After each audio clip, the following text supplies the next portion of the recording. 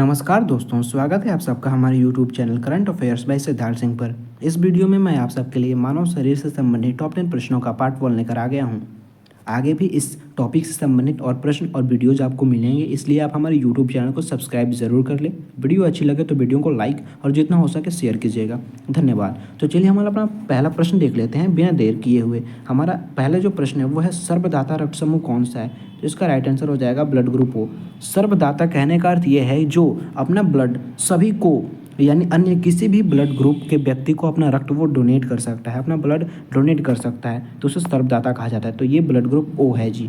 ठीक है, इसी से संबंधित हमारा अगला जो प्रश्न है वो है सर्वग्राही। ऊपर आपने सर्वदाता देखा और यहाँ पर आप देखेंगे सर्वग्राही। सर्वदाता का अर्थ आपने जान लिया, सभी को दान देने वाला, मतलब सभी को वो दे सकता है, डोनेट कर सकता है। और सर्वग्राही का अर्थ होता है कि वो सभी से ग्रहण कर सकता है। तो ये राइट आंसर इसका हो जाएगा ब्लड ग्रुप ए बी, यानी ब्लड ग्रुप ए बी वाला पर्सन व्यक्ति किसी से भी अन्य किसी भी ब्लड ग्रुप वाले व्यक्ति से ब्लड ले सकता है। ठीक है, हमारा अगला जो प्रश्न है वो है शरीर का सबसे बड़ा बाहरी अंग कौन सा है।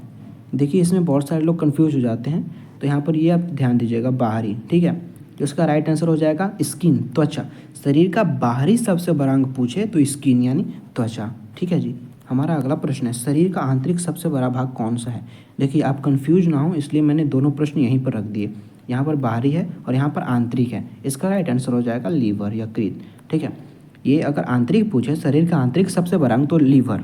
बहुत सारे लोग, बहुत सारे स्टूडेंट्स बिना देखे यकृत पर आंसर मार देते हैं। जब वो देखते हैं कि शरीर का सबसे बाहरी अंग या भीतरी अंग, वो नहीं देखते हैं और लीवर मार देते हैं। लेकिन आपको ऐसा नहीं करना है, स्पष्ट रूप से जान लीजिए। हाँ, लेकिन अगर क्वेश्चन स्पष्ट रूप से आपसे न पूछे, बाहरी या भीतरी न पूछे, और सिर्फ क्वेश्चन में इतना दिया हुआ हो कि शरीर का सबसे बड़ा अंग कौन सा है, तो आप लीवर उसका आंसर राइट मारिएगा। ठीक है, उसका आंसर लीवर हो जाएगा। लेकिन यहाँ पर जब आंतरिक और बाहरी है तो आपको ये जानना जरूरी है। ठीक है, अगला हमारा प्रश्न है मानव शरीर का सबसे वजनी अंग कौन सा है। सबसे वजनी या सबसे भारी अंग, ठीक है, ये भी लीवर है। ठीक है, चलिए हम अपना अगला प्रश्न देख लेते हैं।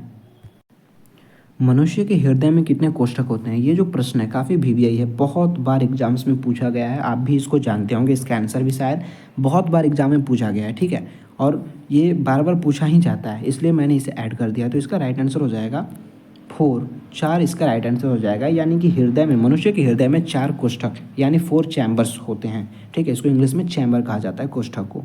ठीक है, हमारा अगला जो प्रश्न है वो है मानव लार में कौन सा एंजाइम पाया जाता है। मानव का जो लार होता है, जो सलाइवा होता है, उसमें कौन सा एंजाइम पाया जाता है। तो ये प्रश्न का जो राइट आंसर हो जाएगा वो हो जाएगा टाइलिन। ठीक है, टाइलिन जो होता है वो एंजाइम है जो मानव के, जो मनुष्य के, जो ह्यूमन सलाइवा में पाया जाता है जी। ठीक है, ये प्रश्न भी काफ़ी वीवीआई है, बार बार ये भी पूछा जाता है। खैर इस वीडियो में सारे जो प्रश्न हैं वो बार बार पूछे जाते हैं, लेकिन इन दोनों प्रश्नों पर आप विशेष ध्यान दीजिएगा। ठीक है, चलिए हमारा 8वां जो प्रश्न है उसे हम देख लेते हैं। मानव शरीर की सबसे छोटी ग्रंथि कौन सी है। ये काफ़ी वीवीआई प्रश्न है। ठीक है, इस पर भी ध्यान दीजिएगा। तो सबसे छोटी जो ग्रंथि है वो है पिट्यूटरी ग्लैंड, यानी पिट्यूटरी ग्रंथि जो कि हमारे मस्तिष्क में पाई जाती है। ठीक है, पिट्यूटरी ग्लैंड यानी पिट्यूटरी ग्रंथि जो हमारे मस्तिष्क में पाई जाती है, ये मनुष्य की सबसे छोटी ग्रंथि है जी। ठीक है, हमारा अगला जो प्रश्न है वो उसे हम देख लेते हैं। लाल रक्त, सॉरी यहाँ पर कॉर गलत हो गया है, इससे कोई दिक्कत नहीं है, इसको आप काट दीजिए, इसका कोई मतलब नहीं है। ठीक है, लाल रक्त का जीवन काल कितना होता है। लाल रक्त का जो जीवन काल होता है वो 100 से 120 दिनों का होता है। ठीक है, यहाँ पर दिन छूट गया है लेकिन यहाँ पर दिन होगा। ठीक है, यानी कि 100 से 120 दिनों का इसका जीवन काल होता है, इसका जीवन अवधि होता है 100 से 120 दिन। चलिए हमारा लास्ट और अगला प्रश्न है, काफ़ी वीवीआई प्रश्न ये भी है। मनुष्य में कितनी जोड़ी पसलियाँ पाई जाती हैं। ठीक है, इसका राइट आंसर ये वीवीआई है, इस पर आप ध्यान दीजिएगा। इसका राइट आंसर हो जाएगा 12 जोड़ी यानी 12 पेयर्स, 12 पेयर्स। ठीक है, यानी कि अगर हम गिनती करें 1 2 तो वो 24 हो जाएंगी। ठीक है, मनुष्य में कितनी पसलियाँ पाई जाती हैं ये पूछे तो 24, और कितनी जोड़ी पसलियाँ पाई जाती हैं तो वो 12 जोड़ी। ठीक है, धन्यवाद दोस्तों, उम्मीद करता हूँ आप सबको वीडियो अच्छी लगी होगी, और इसी तरह का और भी कंटेंट आप चाहते हैं तो आप हमारे वीडियो को सब्सक्राइब ज़रूर कीजिएगा और इस वीडियो को जितना हो सके शेयर कीजिए। धन्यवाद।